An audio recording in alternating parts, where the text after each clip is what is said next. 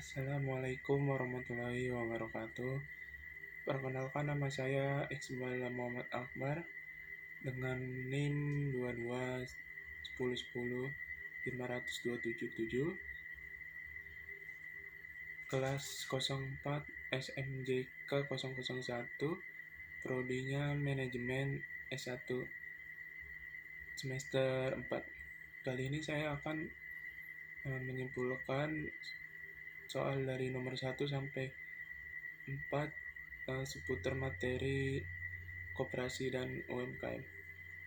Untuk pertama,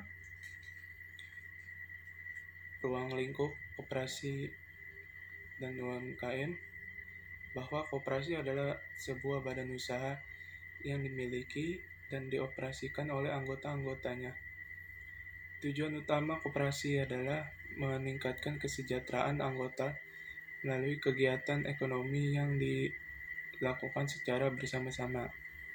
Koperasi memiliki prinsip-prinsip yang harus diikuti, seperti keanggotaan sukarela, pengelolaan demokratis, partisipasi ekonomi anggota, dan pembagian keuntungan yang adil.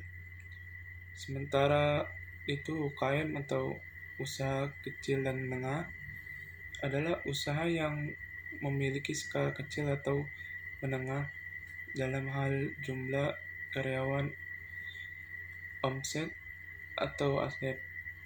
UKM memiliki peran penting dalam perekonomian suatu negara karena dapat menciptakan lapangan kerja, mendorong inovasi, dan mendukung pertumbuhan ekonomi yang inklusif.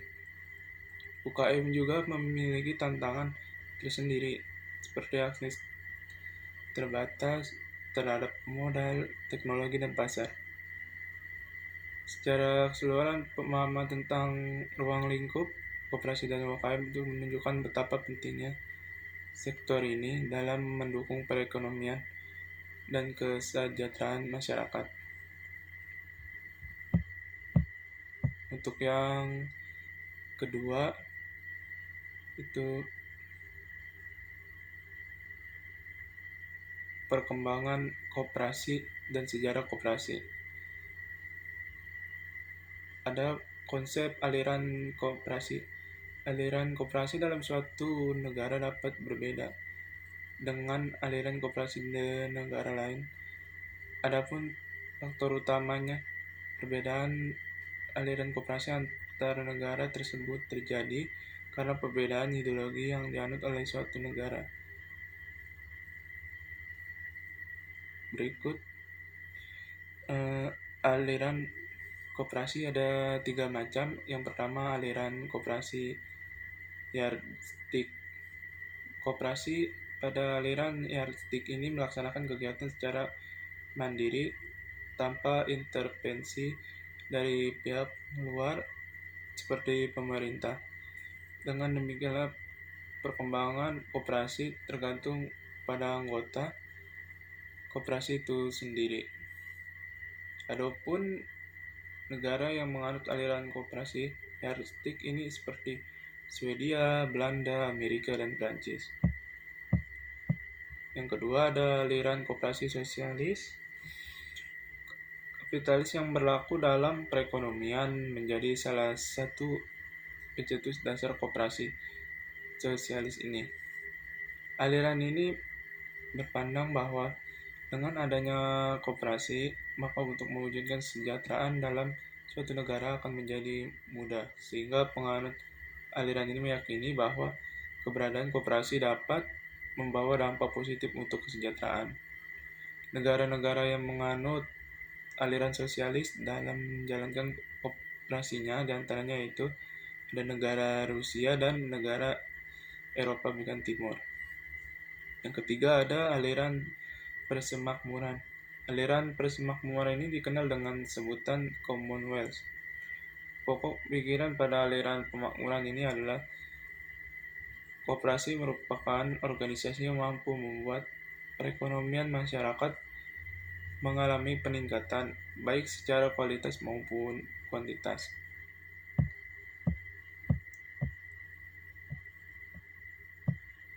Lalu ada soal yang ketiga, koperasi sebagai soko guru perekonomian Republik Indonesia berdasarkan undang-undang dan landasan fundamental. Undang-undang dan landasan fundamental yang menjadi fondasi sistem koperasi di Indonesia cukup kuat dan mendukung perkembangan koperasi sebagai soko guru perekonomian Republik Indonesia. Berikut ada beberapa landasan ideal dan konstitusional yang menjunjung tinggi sistem koperasi di Indonesia, yaitu ada Undang-Undang Koperasi, Undang-Undang Nomor 25 Tahun 1992 tentang koperasi. Terus kedua ada Pancasila dan UUD 1945. Lalu ketiga, kelembagaan pemerintahan. Yang keempat, pendidikan dan pelatihan. Dengan landasan hukum, nilai-nilai Pancasila, dukungan pemerintah, dan program pendidikan yang kuat, sistem koperasi di Indonesia memiliki fondasi yang kokoh untuk menjalankan perannya sebagai soko guru perekonomian dan memajukan kesejahteraan masyarakat. Namun terus menjadi pembaruan dan peningkatan dalam implementasi undang-undang dan dukungan pemerintah merupakan hal yang penting untuk mengoptimalkan kontribusi koperasi dalam perekonomian Indonesia.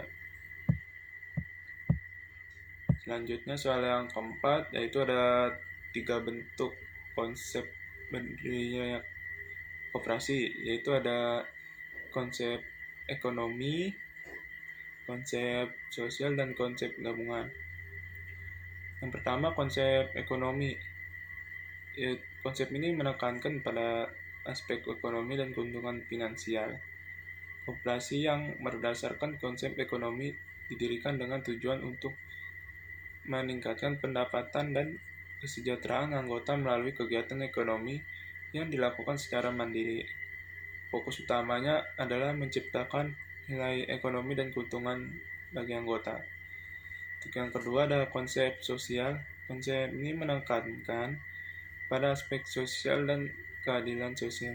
Koperasi yang berdasarkan konsep sosial didirikannya dengan tujuan untuk mengurangi kesenjangan sosial dan ekonomi melalui kepemilikan bersama, pengambilan keputusan demokratis, dan pembagian keuntungan yang adil.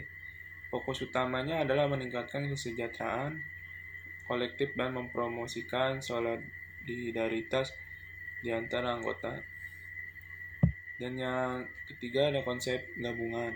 Konsep ini merupakan kombinasi dari konsep ekonomi dan konsep sosial. Koperasi yang berdasarkan konsep gabungan didirikan dengan tujuan untuk mencapai keseimbangan antara aspek ekonomi dan sosial. Fokus utamanya adalah menciptakan nilai ekonomi dan keuntungan bagi anggota, sambil tetap memperhatikan aspek sosial dan keadilan. Cukup sekian kesimpulan tentang materi koperasi dan UKM. Kurang lebihnya mohon maaf. Wassalamualaikum warahmatullahi wabarakatuh.